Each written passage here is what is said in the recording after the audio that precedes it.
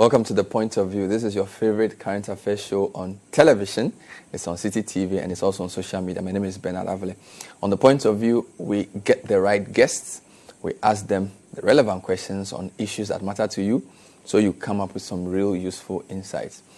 We have a special show for you today, an interview with a man who's been in a very prominent position as a religious leader.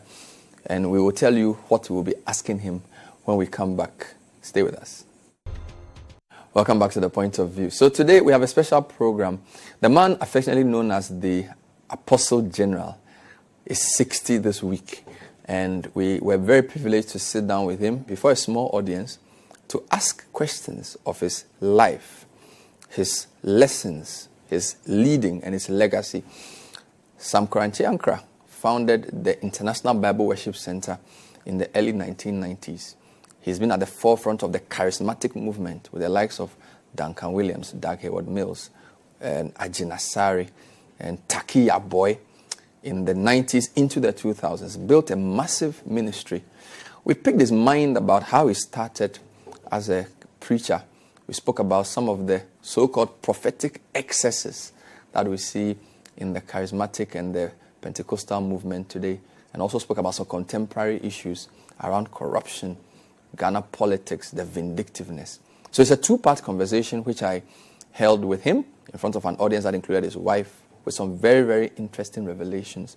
So tonight I'm going to show you part one of that conversation, which focuses more on his early life, some of his struggles into ministry.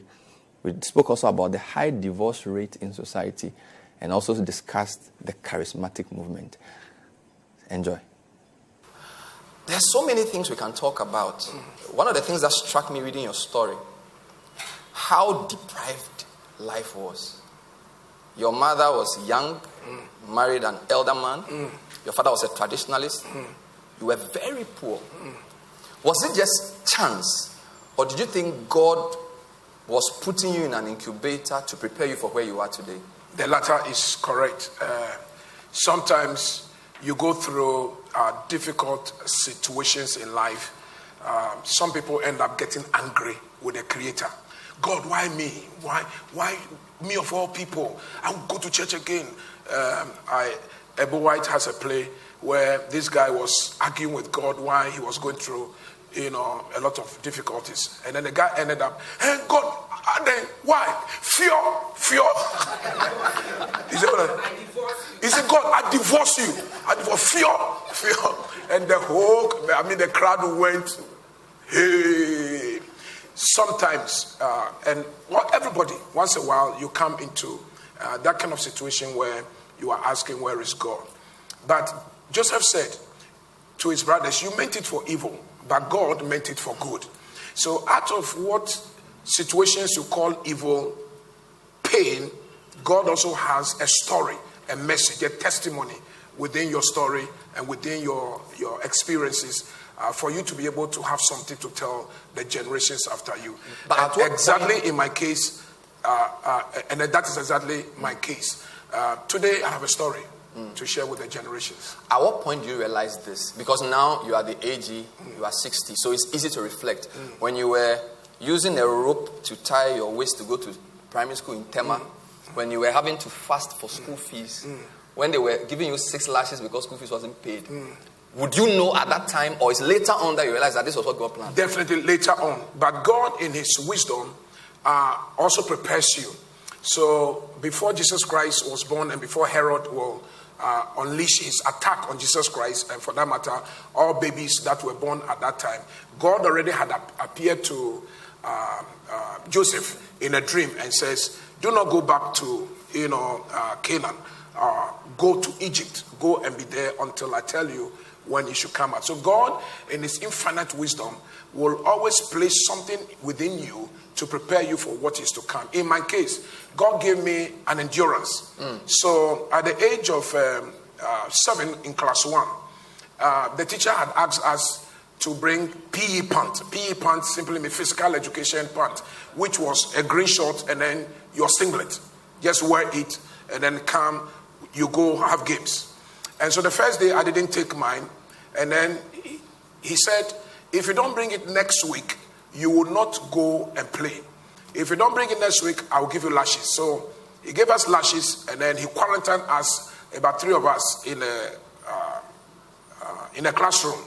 And our school was such that all the classrooms surrounded the football pitch. So you could see visibly all other children excited playing, It's a way of hurting your spirit and hurting your soul. So next time you bring the PE pan, as though it was my money that I was going to use to buy the kit. It was my father who, go where you, get that on my face. And then my mother, poor woman, she would go in, fight with my father, and nothing will come out. So on this occasion, as I watched the children play, an ordinary child would have started crying, would have been depressed. And then when classes resumed, probably it could have also affected my output for the day. But nay. After the physical education, the next class was mental. I scored 10 over 10. Wow. Then in the afternoon, dictation. I scored 10 over 10. Those who went to play were scoring 5 over 10, 4 over 10. That's your revenge. And they were also receiving lashes. they were receiving lashes. So God had placed this thing in me, a fighting spirit that I don't get. I don't. When you put me down, I don't stay down for too long. I will get up and I'll move on. This has been my. Reflecting on fatherhood, in your book, you were quite sad that he couldn't give his life to Christ before he left. And I know somehow, because of that experience, you were a very doting father. You have an adopted daughter. A lot of your people call you Papa and things. But generally, why do men struggle to connect with their children than women? What is it? I mean, your mother had 6. And she was your prayer partner, your confidant. And it's not just you, a lot of people. Is it Satan deliberately trying to cut off children from their fathers? Is it just men who are generally irresponsible? Why is there such a disconnect generally between men and their kids? Yeah, it's part of all that you have said. There's a spiritual disconnect, first of all. Sometimes the makeup of men. Men have a certain makeup, which is, he knows that he has to put food on the table. Men have ego. Everybody must submit, including their wife, children, and so on and so forth. Men also like accolade. He's a good father. He's a successful man. If he's not successful, there is something that tells him he has failed, and so on and so forth. There is a way in which you respond to such situations. Number one, humility. If you know you don't have it, you go to God and say, God, help me. I need to help my children go to school. I need to pay school fees and so on and so forth. Then I also believe in fathers who will be frank with their children and to say, Bernard, you are asking me for football. I don't have the money now. But when I get money, I will buy you the football. And then if God helps you and you get the money, honor your promise. When you do that, you win the trust of the child and the children for that matter. But men, arrogant as we are, instead of being humble, oh, get out from my face. Have you worked for me to come in? That's my father for you. When I had passed common entrance, for example, and I needed to go to secondary school, somebody who goes to Saito public school and then passes common entrance with such a huge mark, the person should be celebrated. When I went to see my father said, Korankye, have you seen anybody going to secondary school in this house before? We don't go to secondary school now. You finish elementary and you look for work to do. So with tears in my eyes, I left my father's house, only to be reminded by a sermon I heard from the Presbyterian catechist about prayer and fasting. So at the age of 13, I decided to pray and then to fast. That was how God answered my prayer, and I was told that I had gotten scholarship, and I was able to have a secondary education, and of course, this form is government scholarship, and the university in those days was also virtually free, except some little contributions here and there. So men have to be realistic. I don't have it. Reason with the child. Children do understand. The women do that most of the time, which is why the women are able to connect with their children. I could hear my mother telling me, Crunchy, I don't have it now, but when I get it, I will give it to you. And then I could see my mother also picking cloth, unsewn cloth. And then I see her put them in a plastic, put them under her armpit. She goes out. She comes back and the cloth is not with her. So I asked him, where is the cloth? He said, oh, I want to sell it so I could provide food for you. That connection, between women and children is the reason why children adore their mothers, more than their fathers. How can we correct that? Yeah, so fathers must, first of all, know that they have a responsibility over the child and the children. 2, they must know that the fingers are all not the same. You may not have it now, but reason with the child. Make the effort, make the attempt. Let the child know that you love him, you love her, you are willing, you are ready. And I'm telling you, the God who gave you the children will also make a way for you to be able to, all of us, once in a while, we have come to the place where you have to rob Peter to pay Paul. Some money you are saving to do something in your house, maybe renovation, cleaning, suddenly you are told from your child's school that they are contributing so much, what you do, you have to go into that savings and to be able to meet your responsibility there. And some other time you can trust God that God will provide for you to be able to do whatever you have to do. So there's nobody that will say that it is very easy raising up your children. There will be some difficulty one way or the other somewhere along the line. But you have to show humility. You have to show endurance. You have to resolve that this is my responsibility. I want to do it. And it is God's responsibility. So God help me do it. One of the things that really struck me in your story was how of your mother's kids, 2 of you ended up so differently, right? So I think Emmanuel is his name. One of your brothers died by 30-something. 32. You were born by the same 2 parents, lived in the same house. One didn't make it. The other has become great. How much of that is predestination? How much of that is grace? And how much of that is your own personal decision? Because we charismatics, everything, the grace of God and things. Yeah. So explain to us which aspect of success is based on grace and then also choice. Good.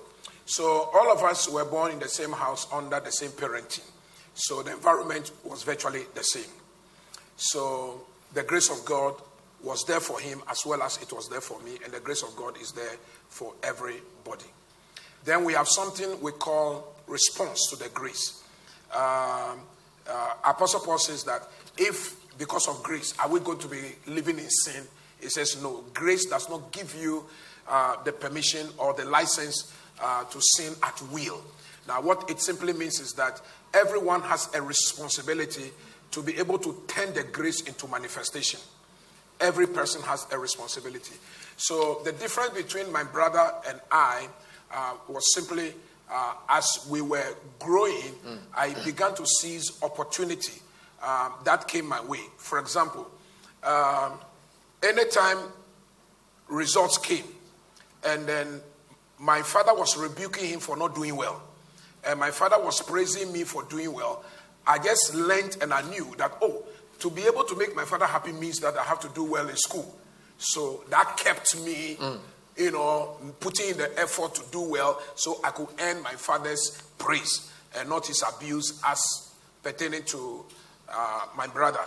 I later on discovered, however, that my senior brother was smart and intelligent. Wow. No, he can do you Sulia right now. If my brother said to you, look up, please look down.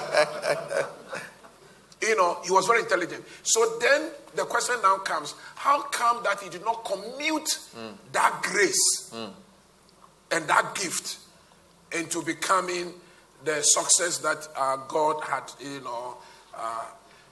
the answer simply was that he did not seize the opportunity and he disrespected the grace.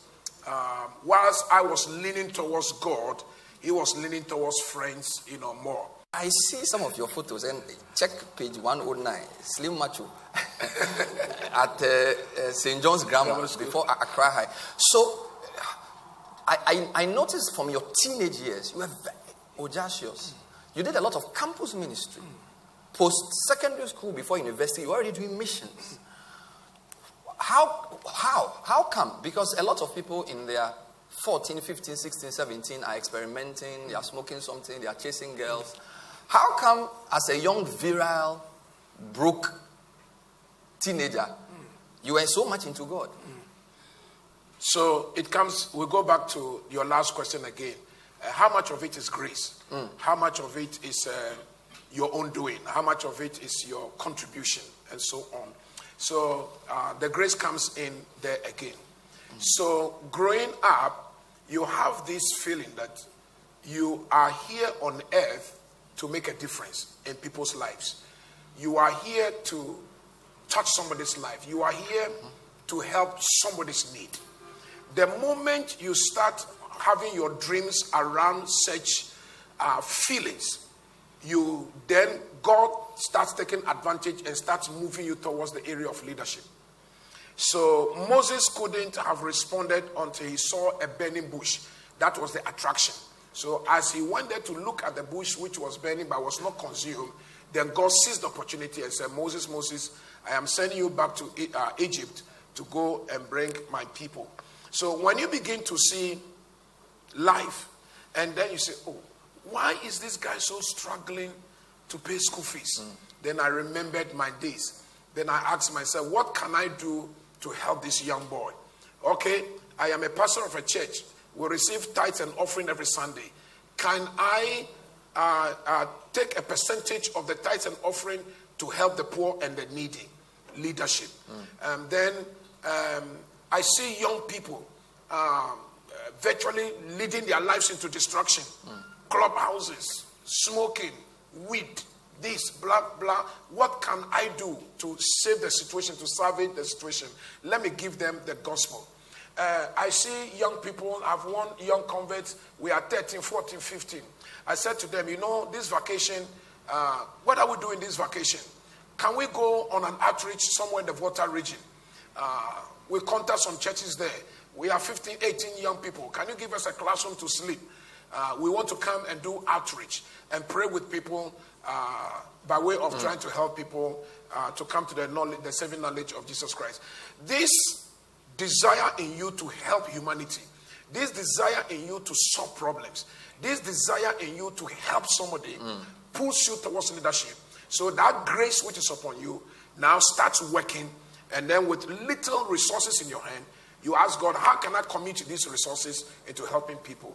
This was what I started as a young student, and this is what I have continued to do as a young minister, and this is what I have done in the last 30 years of my ministry. Let's talk about preparation. When you were in St. John's, deputy head prefect. When you got to Accra High, you were the head prefect, SU president. You founded 2 or 3 main ministries. Still as a student, before you got into university, you were doing missions on your own. A lot of young people, when they decide what they want to do, think they want to go straight into ministry.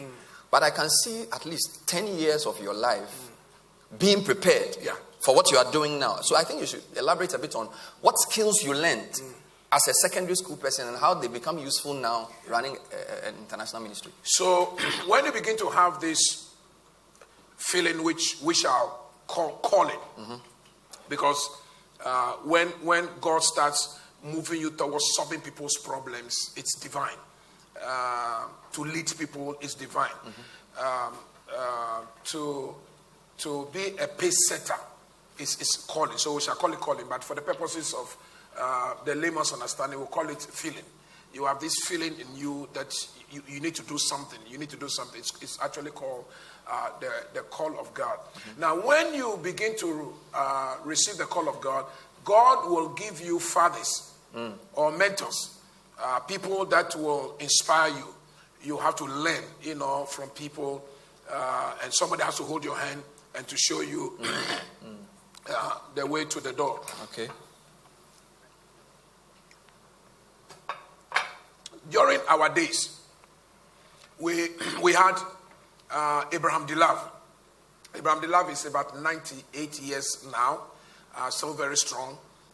Young evangelist who had come to Ghana from the U.S., a Ghanaian, an Osu man. He used to inspire us. Enoch Agbozo used to inspire us. And then much, much later, the Archbishop Duncan Williams. When you listen to the story of his call, how young he went to Bible school and came and he tried to do something. All those people were inspiration to us. We attended their meetings, we sat there, we observed them, we watched them, they imparted upon us, they prayed for us, they laid their hands upon us, and then they showed us what we must do. It is a blueprint.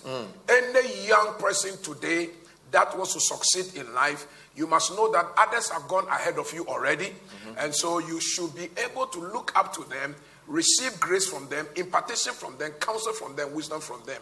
And I know you are going to be coming that, so let me just go ahead of you, Bernard.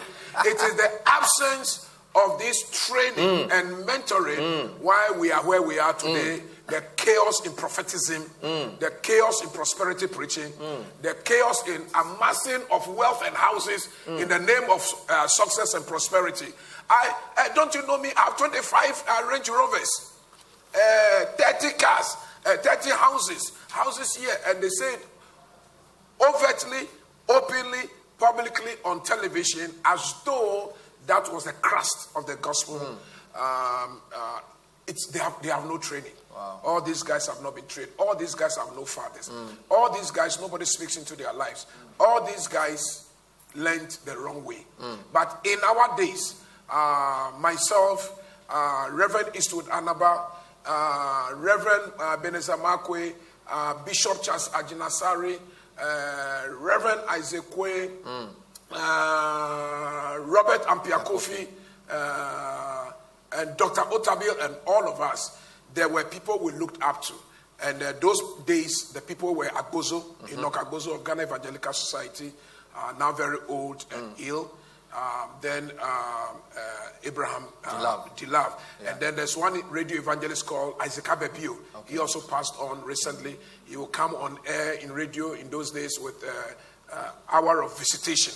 And we all, listened to him and we enjoyed his preaching. Then from outside the shores of Ghana, people like Maurice Cirillo, they were sending us magazines. This guy, Kenneth Hagin. They were sending us, magazines that were reading. So you were being mentored both locally and internationally. The SU people would want me to ask you this question. Almost all the names you've mentioned as your contemporaries were in the SU system. Yeah. And you also mentioned in your testimony that Joy Uwe Incorporated came to campus. A lot of people feel that your generation of leaders now, the campuses have been overrun. So from SU, you go to Legon. When you're in Legon, you are in UCF. When you're in Tech, you are in IACF. So the SU system goes. So we are all together. Yeah. Now, all the churches are on campus. The SU that used to bring us together is no longer functional. Don't you think it's something we should go back to? So that we grow a generation of people who are thinking about Christ, not just about their denominations. So we in Ghana, Pentecostal and Charismatic Council, we are making a move. As from next year, we are asking all our member churches to be united on campuses. Okay. And so, very soon, and I'm sure... Now that's a scoop. Wow, okay. So I'm sure my Rosa coordinator is listening. And a letter is going to come from us asking all the Christian leaders of the various churches to come together. So we are going to have Ghana Pentecostal and Charismatic Council branch on a campus. Okay. And we are asking them every semester, they should have one joint service together. Okay. Everybody stop your Sunday something and then come and have a joint service together. And in these joint services, they'll be inviting some of the executive members and the voices in the GPCC setup to come and speak, and so on. So these are some of the things that we do. And then when I visit the campuses, the branch that leads the organization is ROSA, Royal House Chapel Students and Association. But then they collaborate with all the other groups. Lighthouse people come to join us. Assemblies of God come to join us, and various groups. And then we have a united program. So I agree with you that we have been we have been divided into denominations, and everybody is fighting for the well-being of his or a denomination. But the time has come for us to invoke Jesus' prayer in John chapter 17, that all may be one. And so we are making the move to bring all of them together. We'll be going for a break shortly, but I'm going to ask you a double-barreled on personal ministry and marriage. These days, marriages are struggling. The divorce, we interviewed a lawyer recently and says the divorce thing is gone through the roof. And Christians are not spared. So it looks like when it comes to divorce, whether you're a Christian or not, it doesn't matter. What is your secret? Because we are from outside, but when we see you and Mama Rita, it's quite clear you are in love. It's very easy to see that you have found space for each other in the ministry. She's not been relegated. She has all the things she does. And it's quite clear that you are a role model for marriage. It's not very easy. In fact, some people God gives higher callings to. Their main test is marriage. So with all humility, I want you to talk a bit about how have you managed to do it? Okay, your kids are happy, your church members are proud, and that kind of thing. How have you managed to do it? So, to be able to get a woman like Mama Rita, strong, independent, intelligent, beautiful, to submit to you, you must be a man to be submitted to. You must earn the respect of your wife. You don't earn the respect because you're a man. It's not a given. It's not a given. It's not automatic. I am the man. I'm the boss. You have to submit to me. Why should I submit to you? The other time when I took to your counsel, it backfired. It brought to our family death. I decided to give you a second chance. And money that I gave to you to go and pay the electricity bill and then get my car fixed. You didn't buy the electricity bill. In the middle of the night, the lights went off and you started telling me a story. Why should I submit to you? Why should you be my leader? So when a man does not earn the respect of his wife, it becomes difficult for the wife to submit. So number one, all men earn the respect, earn the leadership. Be a leader. Your word is your word. Your nay is your nay. Your yes is your yes. Be an example in all things. So that's number one. Then you can have the woman to submit to your leadership. And then once the woman submits to your leadership, you will discover that everything begins to go move in place. So Marita, in spite of her strength, strong in leadership, anytime I arrive in her space, she knows that her boss has arrived. So she yields. She steps to the background, including royal ladies, which she founded herself, and where she's the Mama Rita. When I step in, she asked me, do you have something? So just continue. So there's no contention. We are not struggling to edge each other, to outspace each other, to outdo each other. So it's a partnership. It's a partnership. We think about the common good of the ministry. We want to be a blessing to people. We want to be an honor to God. We want to fulfill our years and our days so that finally we can leave legacies, So that has been our vision, which is why we have become an exemplary and we have become a role model, It will surprise you to notice that we don't argue over financial, matters. We never argue. We never argue about when we have to take decisions and we are not all on the same plane. And she says, I think this is what we have to do.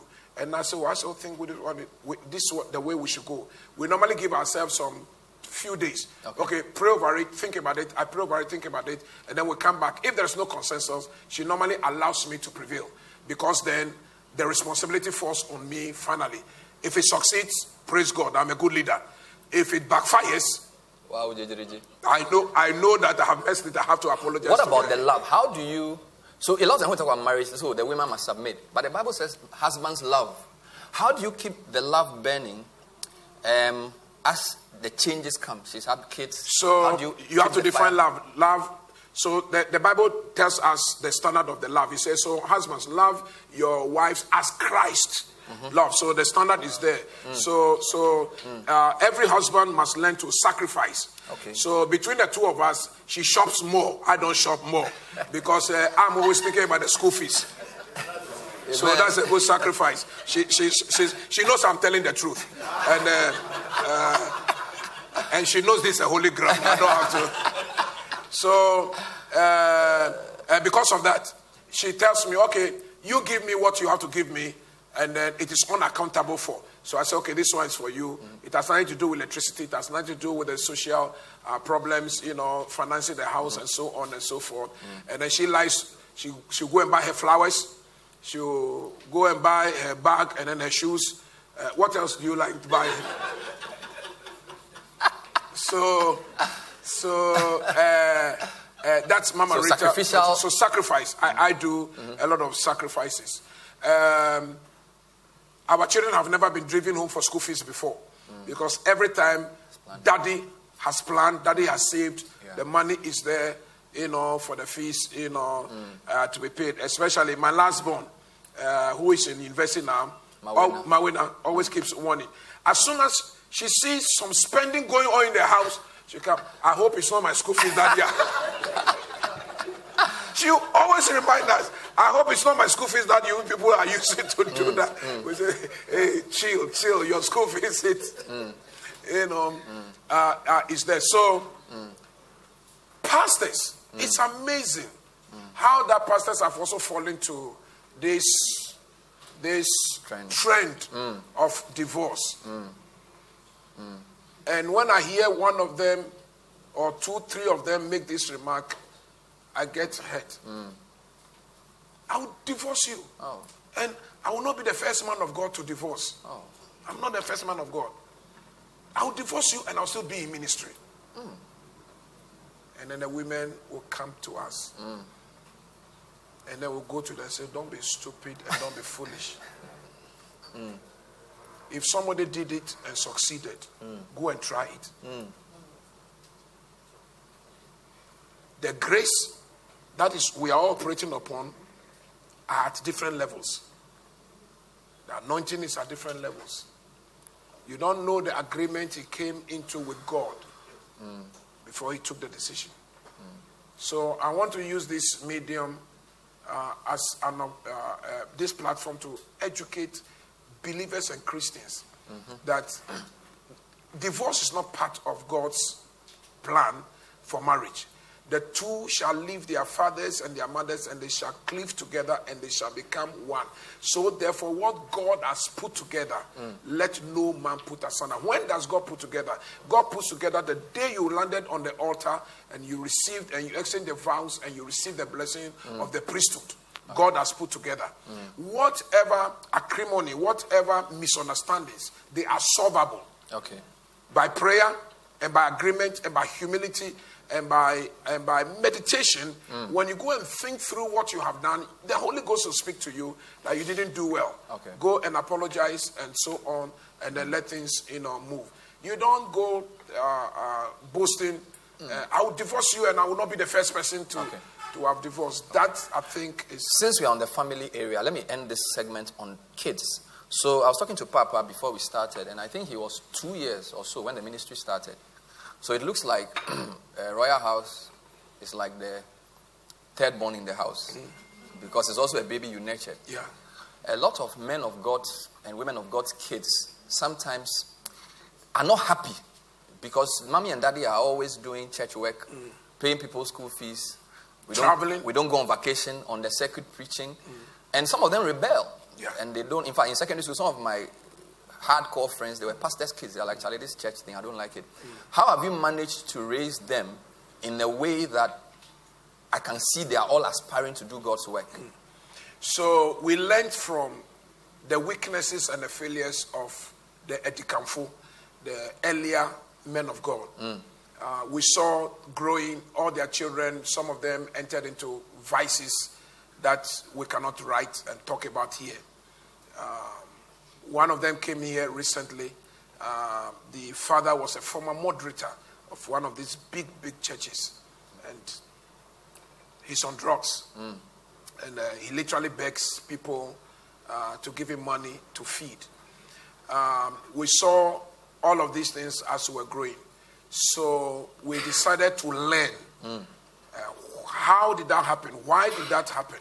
So we, the current leadership and men of God, we decided to put things in place to be able to check this problem and to deal with this cancer or this canker in the body politic of the kingdom. Here was what we did. So my wife and I, we decided that however busy we are, we will keep the communications line open. So firstly, if we were in America, for example, there is normally 4 or 5 hours time difference. So we will keep wake until they woke up in the morning, and then she will inquire and to make sure that they were up, they were ready to go to school, and they have left for school. Then we will sleep. Around this time, it will be about 12 midnight, 1 a.m. in America. That's what we did. And then when they closed and came home, we called to make sure that they were home, they had had their lunch, and that the teacher who was supposed to supervise their homework was there and inspecting their homework, So we did that regularly. If we traveled 21 days, we did that all 21 days. So you put in place a system. We put in place a system for the house to make sure that, there was monitoring. Then where the trip came in their vacation, we tried to go with them to catch up, make up for lost time.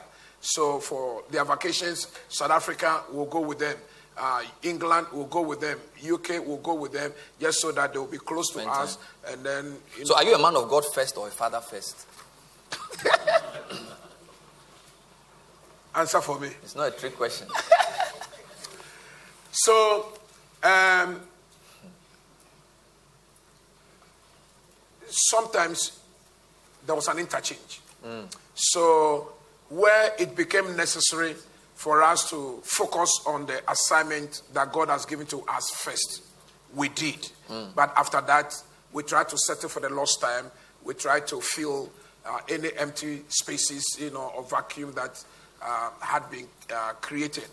There was a time she was so tired, and then so she asked me to stay awake to be able to speak to the children in the U.S.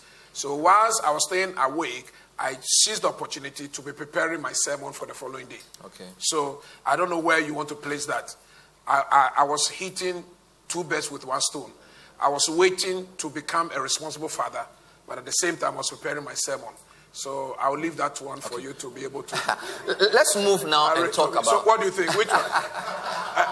Just say, which are you first? It's a difficult question. Let's move, with your permission. I want us to talk about the evolution of the Christian faith. So I see the first wave in the late 19th century, the Orthodox churches, okay, EP, Catholic, and all these people. Then, of course, after the Azusa Street, you have the Pentecostals, Apostolic first, Pentecost AG, in the early 1900s. It's quite clear that the Charismatic Movement started in the early 80s with Duncan Williams. And then you mentioned some names, Otabil, Isaac Kwe, Ajenasari, and then Robert Ampiakofi, Dag, and all these Adai Mensa people. First point, it looks like God deliberately prepared a group of people between 1980 and 1993 for what we are seeing today. So if you look at the largest charismatic churches in Ghana, you came from the same crucible.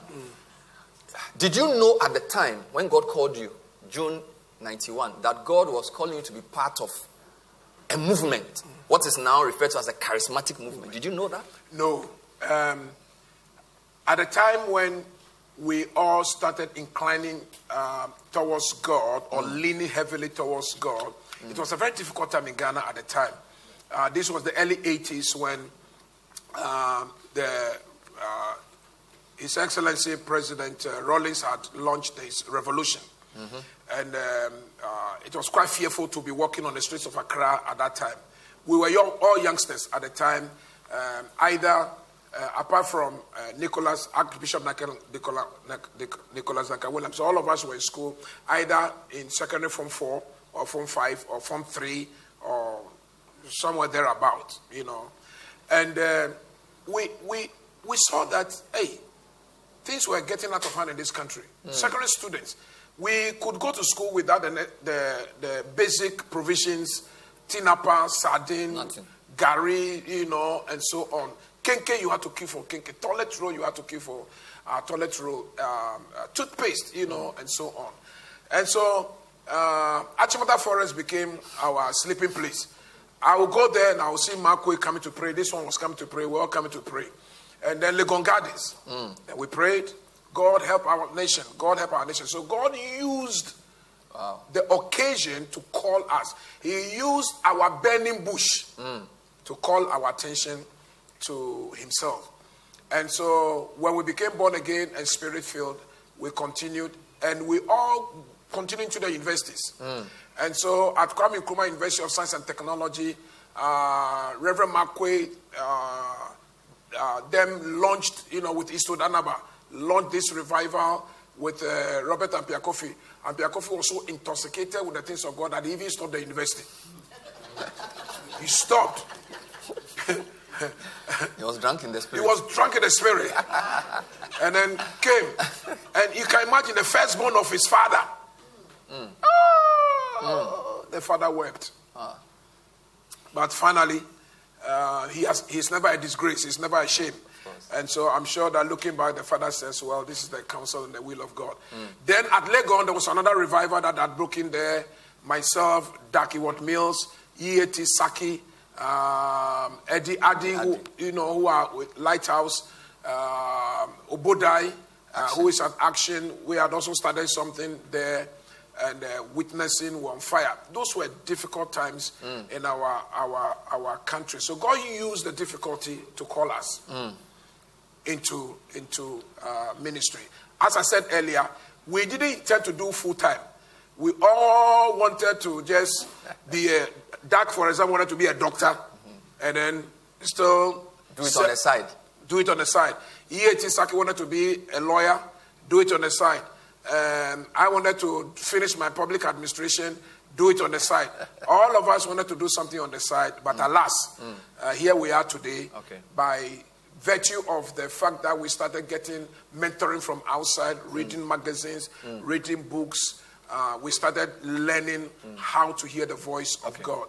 And then we had to accept the fact that if we wanted to change the landscape, the spiritual landscape, then we had to do what our forefathers did. Our forefathers, as you said, those in evangelical, the Presbyterians, the Methodists, and so on and so forth, they did full-time work. And then the Pentecostal fathers, Apostle Enim, James McKeown, and those contemporary group, they did it full-time. So why is it that when it is our time, we are so scared that God will not take care of us? God will be able to take care of us, and he has. So in the Bible and in history, we learn that a generation is now 40 years. So what God started in early 80s, we are in 2020. It's been one generation. So I noticed a lot of your children are now entering ministry. So the question to you and your colleagues in that generation, this generational move, what do you think is the legacy of the charismatic movement? Because it's gone through one generation. And all of you have gotten to a stage where you have to hand over at some point. Okay? What is the most important legacy of this 40-year move? And where is the fire now? So in this move, we have solved, first of all, the problem of alienating our children from ministry. Our children, by the grace of God, are not weed smokers. By the grace of God, they brought us honor. My son is in ministry. My first daughter, who's a lawyer, is in ministry. My third is in ministry. Even the last born is in ministry. Bishop Ajina Asari's children are in ministry. Bishop Dak Heward Mills' children are in ministry. Who else? Even Duncan Williams' son. Duncan Williams' son. Daughter. And daughters are in ministry. So we have been able to solve that problem by marrying ministry with familyness. Busy as we were, we still made time for our children to love them and so on. With me, one of the things that I think that God used to win the hearts of my children was when they saw that, it is possible to be a man of God and yet be a responsible father. It is possible to marry a woman and honor her and respect her. They've never heard us argue. They never heard us fight. All argument and fighting took place in a bedroom under lock. When you finish, you wash your face. Oh, I haven't even finished.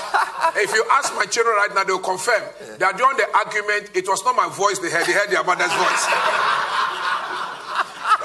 I spoke on that too. And then their mother screamed. So we honored each other. We honored each other so much in their presence that it became a beauty. My son has entered into marriage, and so far they have never, he and his wife, they've never come to us with a problem to solve. Except that because I'm prophetic and I can hear the voice of God, when I see their faces, I know there are problems. But they refuse to tell us. I said, well, solve your problem the way your mother and I will solve our problems. So we've solved that. So the family side has been dealt with. The family side has been dealt with. Now, suddenly we'll be able to sell the vision to our children that if this is what we have lived for in the past 40 years, they've seen us sacrifice. They've seen our tears. They've seen us falling sick because when we're supposed to be resting, we're not resting. They've seen us abused. They've seen people write about us negative things. They have heard evil reports about us. In all of these circumstances, we stood. We held on to the faith. It has challenged them and it has motivated them that let me just come on board and let me continue where my father is living off. So as part of our legacy, we are now preparing the next generation to be able to take over from us. And I know you'll be coming. Yeah. Let me deal with that. So there are some people who feel that the prophetic move is actually God's intention. So from Pentecostalism to charismatism, and now in the prophetic era. Yeah. And somehow they blame you guys for what we are seeing with the prophetic move. Because don't forget, you also came out of a system. So after 40 years, we are seeing a lot of, I mean, not all of them are doing the wrong thing, but some of them have run wild. And something people like you, Duncan Williams, Otabil, and Co must take part of the blame. Yeah. Because a lot of these people came to your fellowships, they were members of your churches, they looked up to you, and now that they seem to be out of control, you can't distance yourself from them. And it possibly could be God's own way of carrying this thing to the next level, just that they are excesses. Yeah. What do you say to that? Yes, so we all have contended to your allusion, your suggestion. In our fathers' meeting recently, where all of them were there, we put this discussion on the table and we take responsibility. Maybe we didn't do some things right. Maybe we showed the aspect of the prosperity too much, which attracted them into ministry. Oh, I can be in ministry and I can make money. I can be in ministry, I can ride big cars. So quickly they started running into ministry. They go and hide somewhere and then pray small. When they dream and they have some small visions, they come out and they said, Onyamia fremi, God has called me. And then they start wildly. Their theology is bad. Their behavioral ethics poor.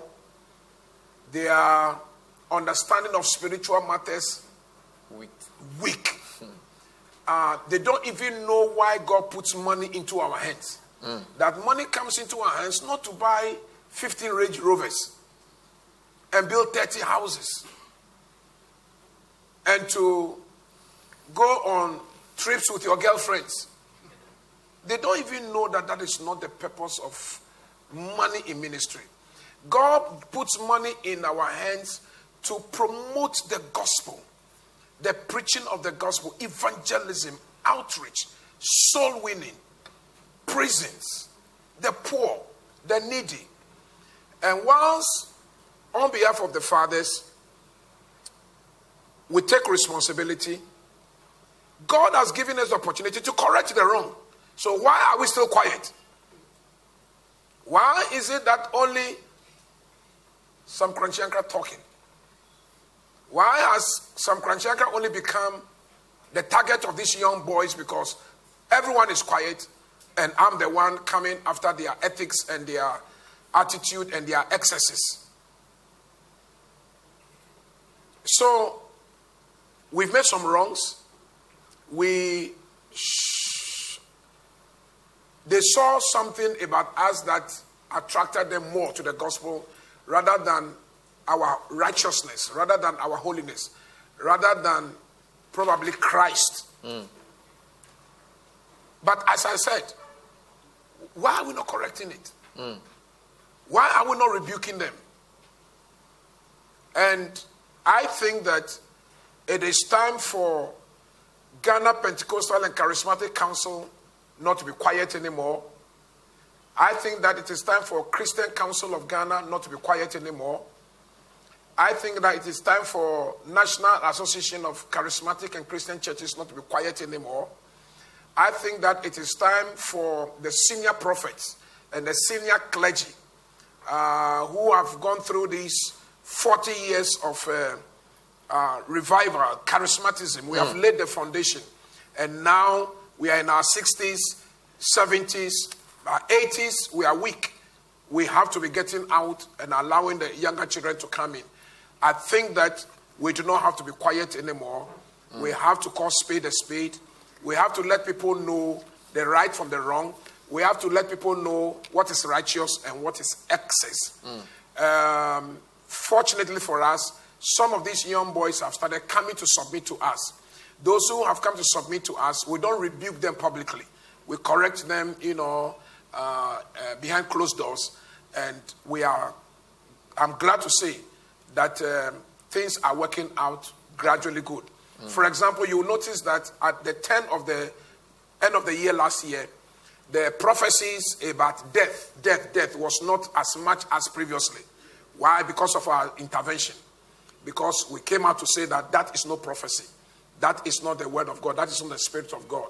That is to just create fear so that you depend upon men. And when you depend upon them, then they have the opportunity to take more money from you and sometimes to even manipulate your marriage and to tell you your husband is a wizard, your wife is a witch, drive your wife out, And as a counselor, some of these problems have come to me every now and then. So the sex prophecies that we have been enduring in previous years, last year, it toned down a little bit, meaning that people are learning, meaning that some of our rebukes are working, and some of the things that we are saying. But I want to say that we still have a lot of work to do. We have more to do as we're getting ready to be handing over. Great. We need to make sure that we hand over correctly and appropriately. Well, so that's how we end part one, because it's actually a two-part conversation. Next week, I'll bring you the rest of the interview where we really delved into the corruption conversation. We spoke about election 2020. We spoke about what all the predictions are about and whether the country would still be held together. And we also discussed the role of the church in having an organized society. So that's coming up next week. We hope you enjoyed part one of this conversation with the Right Reverend Sam Korankye Ankrah. We thank you so much for watching and stay with Citi TV. We'll see you next time. Bye-bye.